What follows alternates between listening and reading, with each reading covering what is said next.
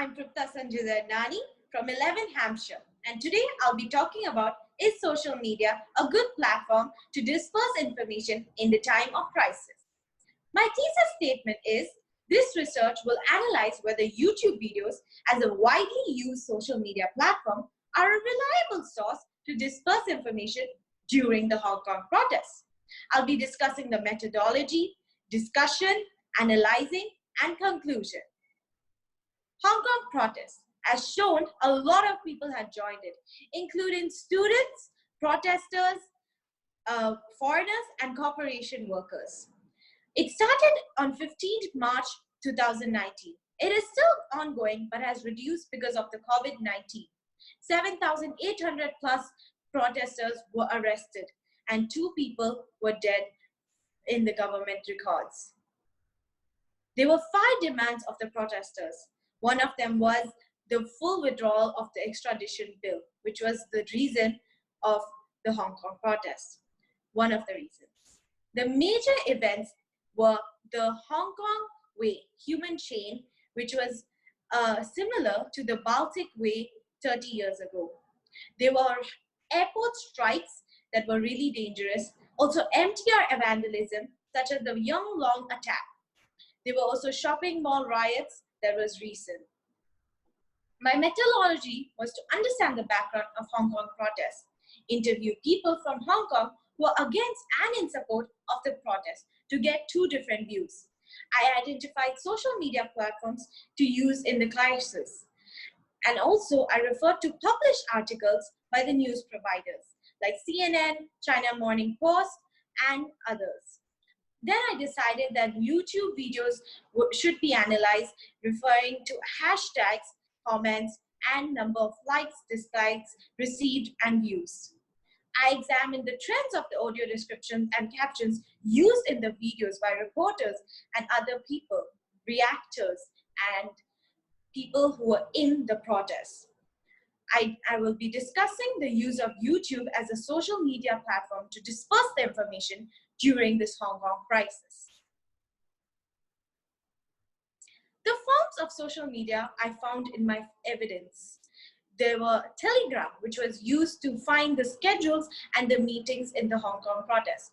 Fire chat, a way to find restricted situations and information that was banned from China.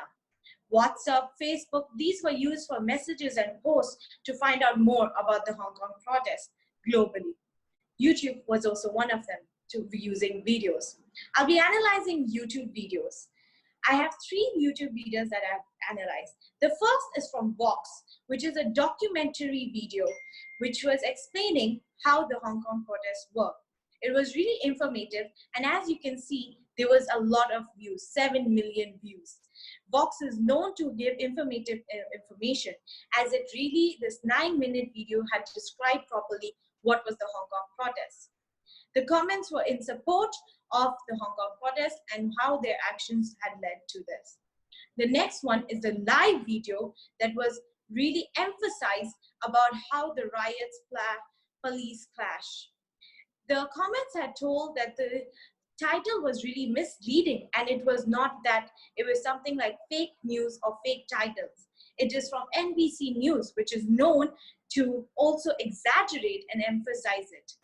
The next video is a Hong Kong leader Carrie Lam withdraws extradition law from the South China Morning Post, which is owned by a Chinese company. This was really a biased thing, as it was not, as the comments may have referred to not in support of Carrie Lam, but the video was really an announcement about the extradition bill. There were a mixture of likes and dislikes, some in support and some in not. The subscriptions also were increased. Discussion of how social media was used. Coordination. It was used in how to schedule your way around for the people who are not involved in the protesters, to mobilize the protesters easily and inform them of how the schedules of the protests work. Engagement, to make them know about the likes and dislikes, a discussion through the comments of the YouTube videos to discuss, even though it was virtually, and find out about opinions even though they were not there. It was a way of awareness of globally how people were aware and to support this independent-led political movement. It also involved to get a global community and share the support together. This social media was also to get the latest updates on the situation. It heightened also awareness of the cyber security for the people who didn't participate, and increased their understanding of how effective this communication method was. Discussing the use of YouTube in Hong Kong protests. Protests included live chats broadcast that were a way of showing a virtual situation of the protests. It was a way to show the number of likes, the shares, the comments received on these videos, on these discussion pathway to find out more about what people think about it. It was a way of also finding out the interviews of people, what actually thought and reacted to the situation. What were the reasons for them to join the protest, or even about the situation, an interview about that. These intriguing titles, which may have been misleading for the videos published, were a good way to get attention. It was an eye-catching thing. And to build a consistency to the effective use of trending hashtags, for example, hashtag Fight for Hong Kong, hashtag Hong Kong protests. This does increase a lot of published articles as it was alongside the videos. It gave a written form and also a virtual situation of how it was really. These videos also, it was a good way to invite people and gather more support during the protest. It was a way of broadcasting consequences of using the protest people, the police using uses of tear gas, road closures, and MTR attacks. Also, it ensured the effective anticipation through providing updates on the dates and the timings, as it was mentioned. Analyzing the protest factually through producing a combination of short and long documentaries like Vox, which was really informative. This is an example of how YouTube could have helped to disperse information. It's about the human long chain, and it is a time lapse of what actually the situation was.